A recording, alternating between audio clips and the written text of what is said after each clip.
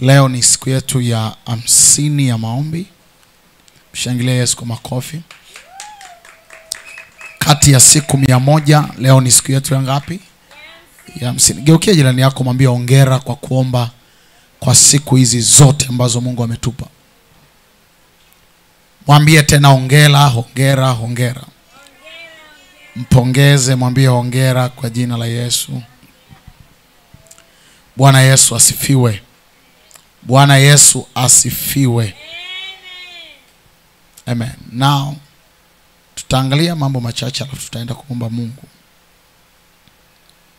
Amen. Nataka tuangalie umuhimu wa kuachwa huru ili uweze kutawala. Umuhimu wa kuachwa huru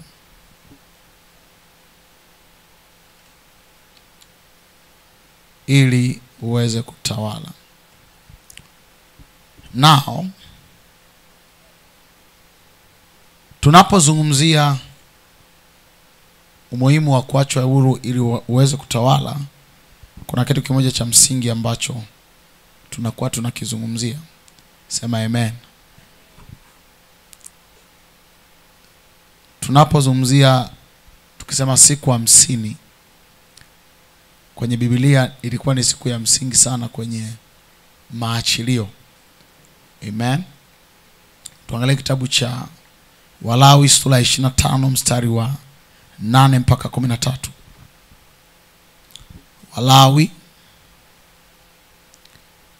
Walawi sura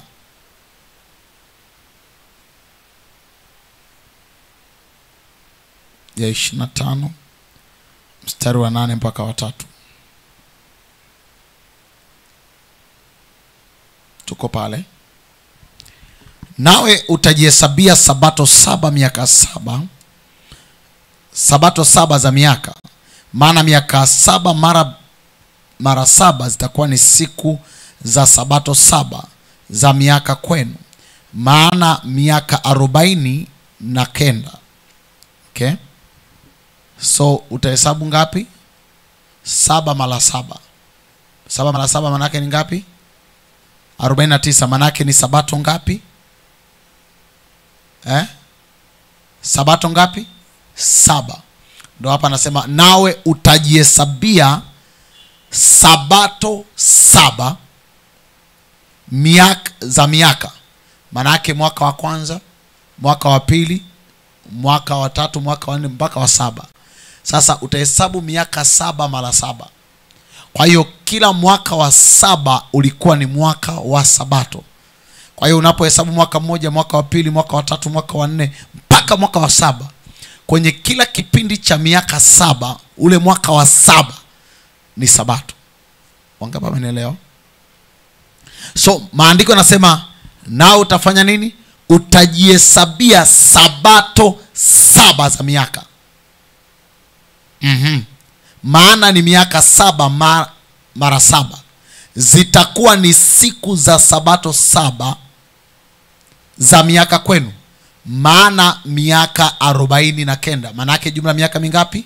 49. Wangapi wameelewa? Maana yake tunakuwa na miaka 7. Miaka 7 mara 7 ni ngapi? 49.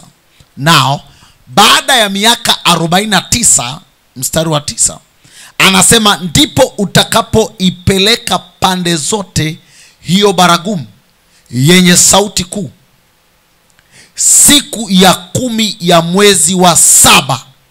Katika siku hiyo ya upatanisho mtaipeleka baragumu katika nchi yenu yote. Sema mtaipeleka baragumu katika nchi yenu yote. Siku ya leo tutapeleka baragumu kwenye nchi yote ya Tanzania. Piga kelele, sema amen. Tutapeleka baragumu siku ya leo katika nchi yote ya Tanzania. Piga kelele, sema amen.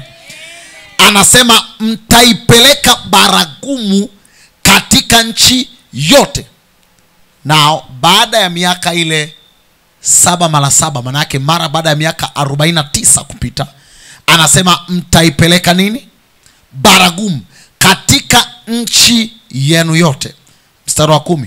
Na mwaka wa 50 mtautakasa. Mwaka wa 50 mtafanya nini? Maana yake mwaka wa 50 mtautenga. Kutakasa maana yake kufanya nini? Kutenga. Anasema mwaka wa 50 mtautenga na kupiga mbiu ya kuachwa mahuru. Mtapiga mbiu ya kuacha nini? Maana yake katika miaka hii miaka 49, katika siku hizi 49 zimepita. Inawezekana utumwa uliendelea kuwepo, lakini anasema ikifika siku ya 50, ikifika miaka 50, anasema mtapiga baragumu, na mtapiga baragumu, na ile siku ya 50 mtaitakasa, kwa sababu itakuwa ni kauli, ni mbiu ya kuachwa nini? Kuachwa huru. Angalia mstari huu. Anasema na mwaka 50 mtautakasa na kupiga mbiu ya kuachwa mahuru katika nchi yote, kwa watu wote wanaokaa katika nchi yote, kwa watu wote wanayokaa. Itakuwa ni yubile kwenu. Yubile kwa Kiingereza inaitwa nini? Jubilee. Itakuwa yubile kwenu, nanyi kila mtu atairudia miliki yake mwenyewe, nanyi mtarejea kila mtu kwa jamaa yake. Ule mwaka wa 50 ulikuwa ni mwaka wa jubilee. Jubilee maana yake sherehe. Unajua maana mtu anaweza ukisema jubilee ni nini? Wangapi wanaelewa jubilee ni sherehe? Kwa anasema utakuwa ni mwaka wa sherehe. Ile siku ya 50 anasema itakuwa ni siku ya sherehe. Itakuwa ni nini? Itakuwa siku ya sherehe. Kwa sababu gani? Ni siku ambapo uhuru umeachiwa.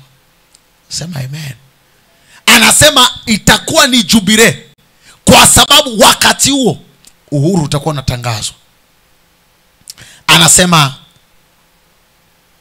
na mwaka wa 50 mtautakasa na kupiga mbiu ya kuachwa mahuru katika nchi yote, kwa kuwa watu wote wanayokaa. Itakuwa ni jubilee kwenu, nanyi kila mtu atairudia miliki yake.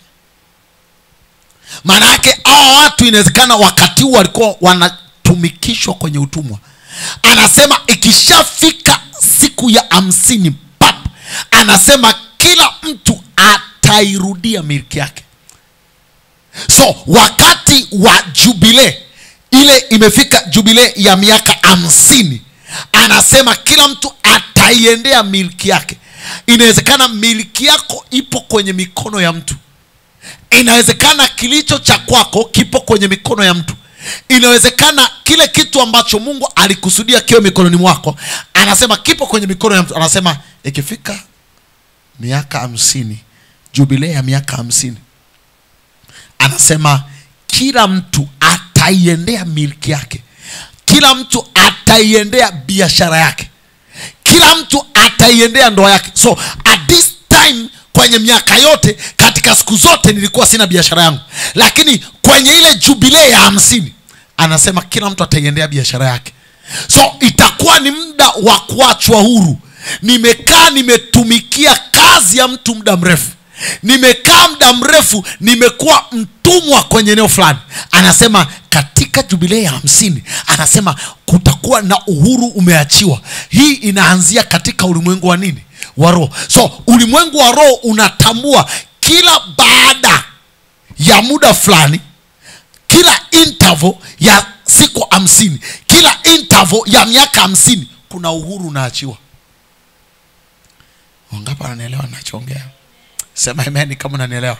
So katika ulimwengu wa roho, inapotimia 50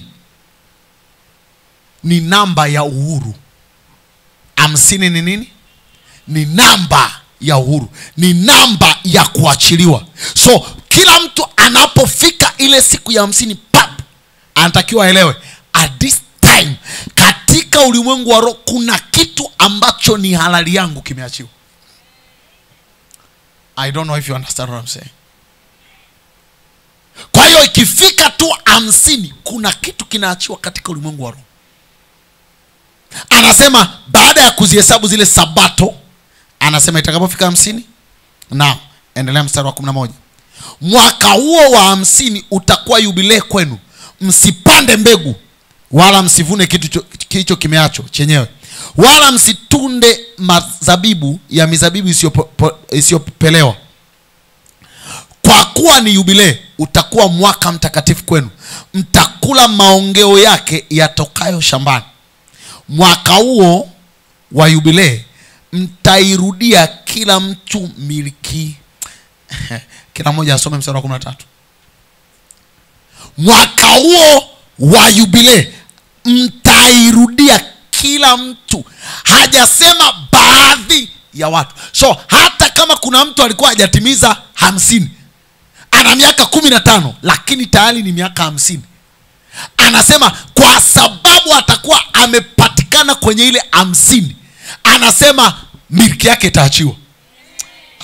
Wangapi wanaelewa anachoongea? It is so prophetic. So kwa sababu kila mtu inabidi ajielekeze kwenye miliki yake ni nini. Kwa sababu now it is not about pastor, it is about you. Sio tena kwa habari ya apostle anasema nini. Ni wewe unatakiwa kufahamu wakati huu kuna agenda gani inaendelea kwenye ulimwengu wa roho kwa ajili yangu. Kuna kitu gani ambacho kinaachiliwa kwa ajili yangu. Sema amen.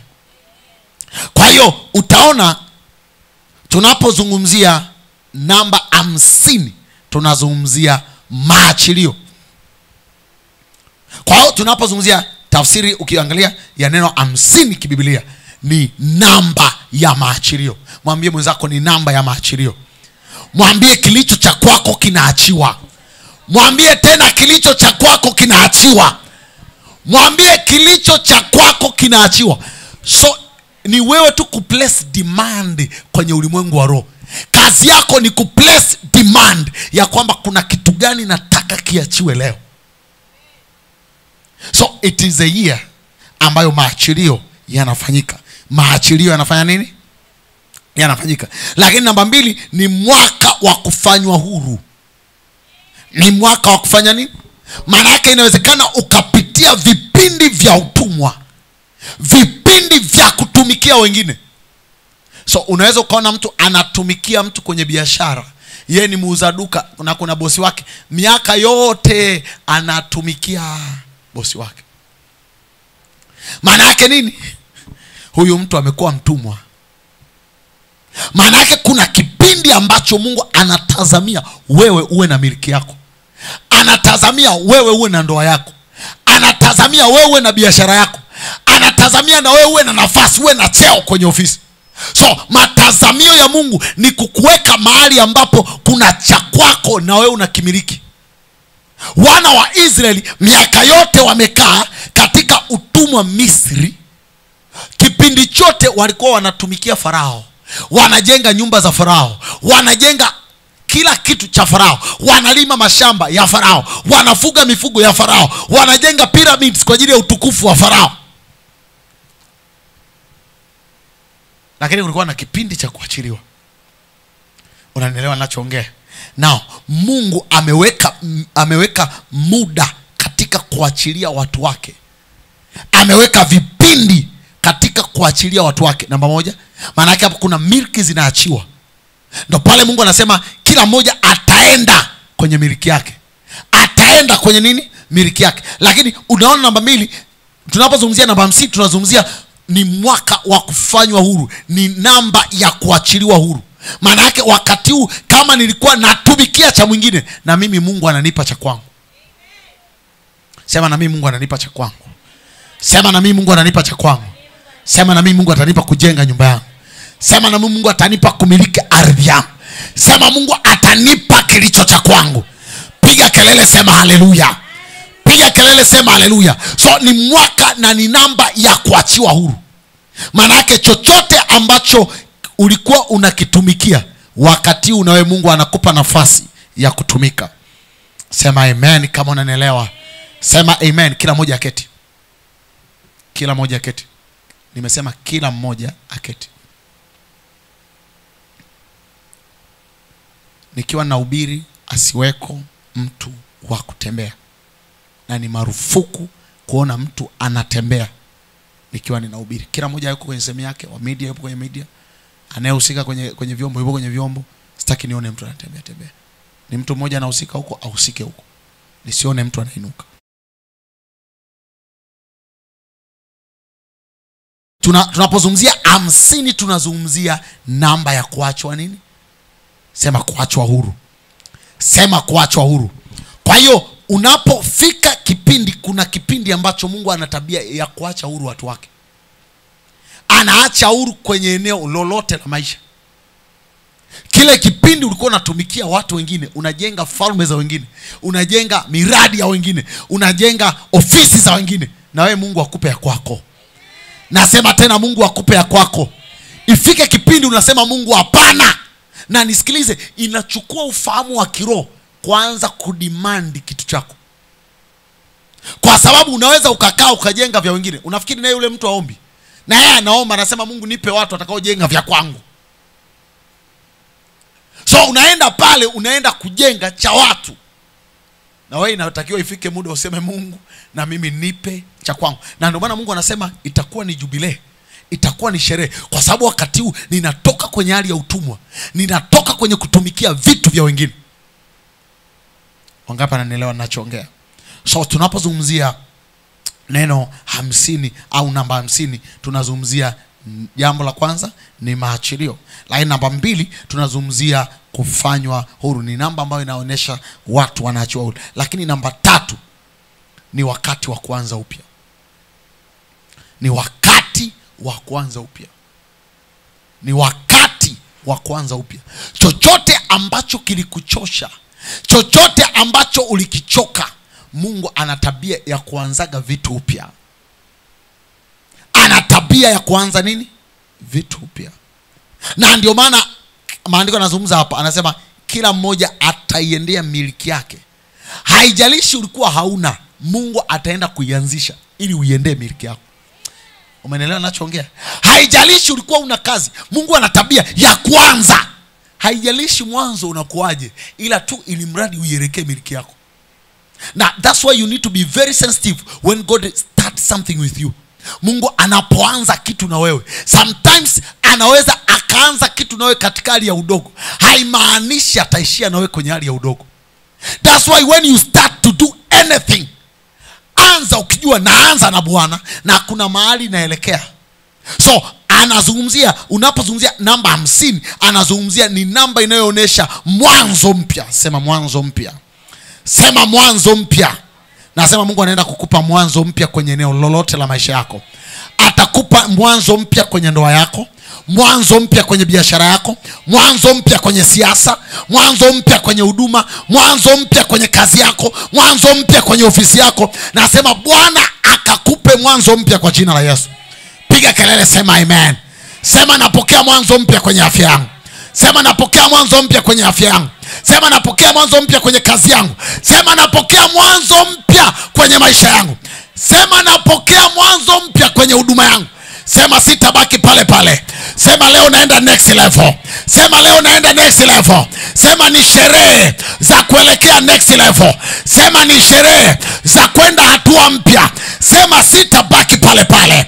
Sema kwenye biashara yangu sitabaki pale pale. Sema waliofikiri nitabaki pale pale wataniona mbali. Wataniona mbali. Sema kanisa la Tanzania linapokea mwanzo mpya. Sema kanisa la Tanzania linapokea mwanzo mpya. Ni jubilee ya Bwana. Ni jubilee ya Bwana. Ni 50 ya Bwana. Ni 50 ya Bwana. Naachiwa huru. Napokea miliki zangu katika jina la Yesu aliye hai. Piga kelele, sema amen. Piga kelele, sema amen. Maandiko yanazungumza wazi, ikifika 50 utakuwa ni mwanzo mpya. Miaka 49 umetembea kwenye kazi za wengine. Hizi miaka yote umekaa kwenye shughuli za wengine. Mungu, this is my season.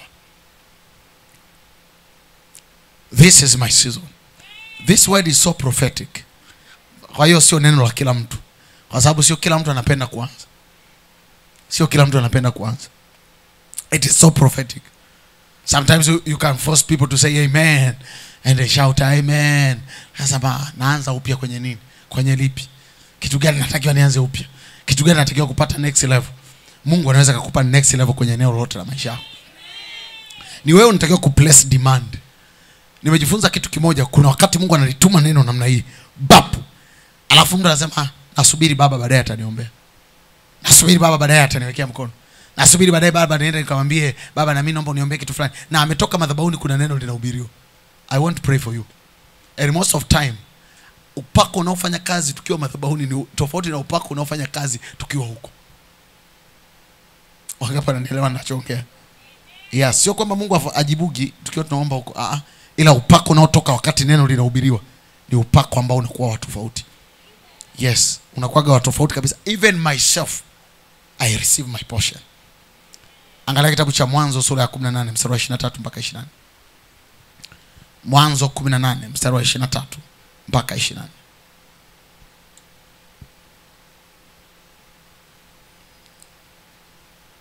Anasema Ibrahim akakaribia. Hapa ni wakati ambapo Mungu anataka kwenda kuiharibu Sodoma na Gomora. So Ibrahim akawa anazungumza na malaika ambao wamepewa kazi ya kwenda kuangamiza Sodoma na Gomora. Mstari wa 23. Ibrahim akakaribia akasema, "Je, utaharibu mwenye haki pamoja na muovu?" Mstari wa 24. Angalia. "Huenda wakawapo wenye haki 50 katika mji. Utaharibu wala hutauacha mji kwa ajili ya hao 50 wenye haki waliomo?" Ibrahim alikuwa anaelewa prophetically, endapo kutakuwa na wenye haki 50 prophetically, huo mji hautakiwi kuangamizwa, kwa sababu kuna wenye haki 50 wako ndani ya huo mji. Wangapi wanaelewa ninachoongea? So alikuwa anazungumzia namba ya kinabii kwa kuprovoke kwa Mungu. So alianza kuplace demand akijua 50 ni namba ya watu kuwa huru. Ni namba ya watu ambao wanatakiwa kuachiwa huru. Wangapi wanaelewa ninachoongea? Wangapi wanaelewa ninachoongea? Kwa Ibrahim alikuwa na place demand kwa Mungu as a prophet. Anaanza na namba 50. Unafikiri kwa nini anaanza na 45? Kwa nini anaanza na 49? Akaanza na ngapi? Anaanza na 50. Na anaanza na 50 akidemand deliverance ya watu kwenye mji. Akidemand uhuru wa watu kwenye mji. Umeelewa ninachoongea? So siku ya leo tunapoenda mbele za Mungu kama manabii wa Bwana, tunaweka demand juu ya taifa. Tunaweka demand juu ya watu walio magerezani ambao wamefungwa pasipo hatia. Tunaweka demand kwamba Bwana, hao wenye haki ambao wako gerezani, leo ni siku ya 50. Tuna demand uhuru wao. Tuna demand uhuru wao. Tuna demand uhuru wa kanisa la Tanzania. Tuna demand uhuru wa watu ambao wamezuiwa kuabudu. Tuna demand. Now we place demand because we understand prophetically that this is the jubilee of the Lord. Wangapi wanaelewa ninachoongea? So we stand as the prophets of the nation. We stand to place a demand in the spirit kwamba Mungu akaachilie angels of deliverance. Mungu ana uwezo wa kuachilia malaika wa ukombozi. Wakati hao malaika wanaenda kuangamiza, at the same time hao malaika walikuwa wamebeba ukombozi wa Rutu. Kwa hiyo malaika wanaweza wakaenda kwenye eneo hilo hilo ambalo wanaenda kuangamiza, kwenye eneo hilo wanaweza kuleta ukombozi. Wangapi wanaelewa ninachoongea?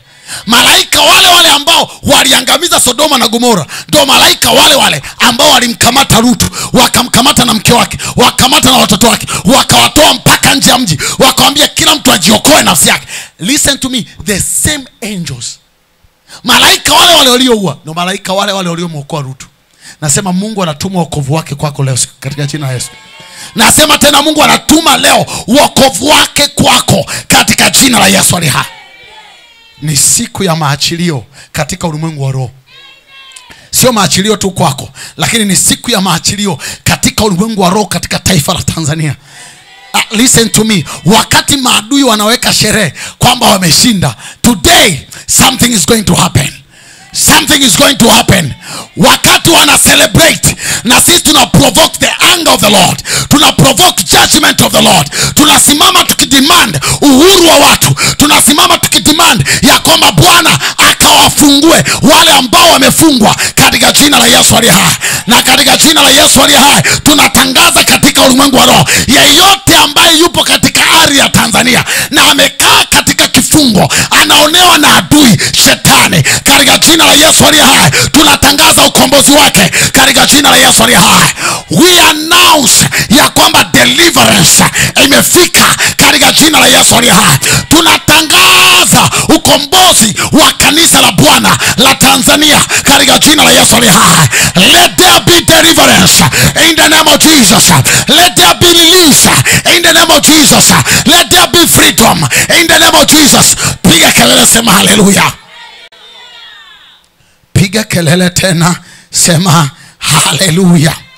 Kuna jambo ambalo Mungu analifanya. Tunaona hapa Ibrahim anaanza kuplace demand. Anaanzia kwenye 50. Why 50? Kwa sababu 50 ni namba ya maachirio. Ni namba ya maachirio.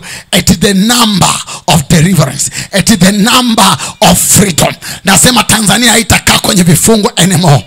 Nasema Tanzania haitakaa kwenye vifungo anymore. We place a demand in the spirit. We demand the angel of deliverance to be released over this land in the name of Jesus. Tunatamka katika ulimwengu wa roho, malaika wa ukombozi akaachiwa katika Tanzania katika jina la Yesu. Piga kelele, sema haleluya. Nasema malaika wa ukombozi anaenda kwenye nyumba yako, anaenda kwenye biashara yako, anaenda kwenye ofisi yako, anaenda kwa watoto wako, anaenda kwenye ndoa yako, anaenda kwenye huduma yako, anaenda kwenye kila eneo. In the name of Jesus, in the name of Jesus, in the name of Jesus, let there be deliverance. Piga kelele, sema haleluya. Sit down. Ibrahim akakaribia akasema, je, utaharibu mwenye haki pamoja na muovu? Sio tabia ya Mungu kuharibu mwenye haki na muovu. Narudia tena, sio tabia ya Mungu kuharibu mwenye haki pamoja na waovu. Sio tabia ya Mungu kuharibu aliye sawa na asiye sawa. Sio tabia ya Mungu. Akiingia Tanzania, Mungu hataruhusu miguu ya wenye haki ikatizwe, miguu ya wenye haki ishushwe kuzimu. Nasema siku ya leo katika jina la Yesu, huyu Mungu aliye hai, Mungu mwenye uweza, ambaye haachi neno lake lianguke chini, nasema leo katika jina la Yesu, waovu wote waliosimama kwenye ardhi ya Tanzania wakiwatesa wenye haki, katika jina la Yesu aliye hai tuna demand judgment yao katika ulimwengu wa roho. Let there be an angel of the Lord ambaye anaweza kujudge the wicked. Tunatamka waovu wote wawe judged in the name of Jesus. Nasema ninatamka siku ya leo, waovu wote ambao wanaonea wenye haki, ambao wamewakamata wenye haki, katika jina la Yesu wakawaachie. Katika jina la Yesu wakawaachie. Katika jina la Yesu wakawaachie. Let there be deliverance in the name of Jesus. Let there be deliverance in the name of Jesus. Let there be deliverance in the name of Jesus. Utaharibu mwenye haki pamoja na muovu?